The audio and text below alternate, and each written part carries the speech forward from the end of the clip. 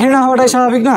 যে ডাস্টবিনের যে ইস্যুটা আসলে এটা এখন এটার সাথে যখন আমি দেখলাম যে এই ছবিটা অ্যাড হয়েছে, তো আমার ময়লা যদি আমি ভুলেও বাইরেও ফেলতাম, তো এখন আরও ইচ্ছা করে বাইরের ময়লা এনে ইচ্ছা করতেছে এটার মধ্যে ফেলি।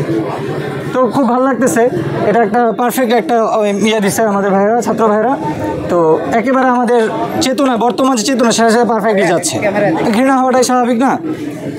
মানুষ তো ঘৃণিত হয় তার কার্যক্রমের কারণে, সেই জন্য স্বাভাবিকভাবে আমরা সবাই তাকে ঘৃণা করি।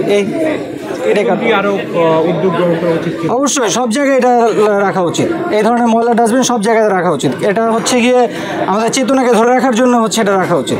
জি, আসলে বইমেলাতে এবার একটু ব্যতিক্রম ধর্মী একটা জিনিস দেখলাম, যে জিনিসটা আসলে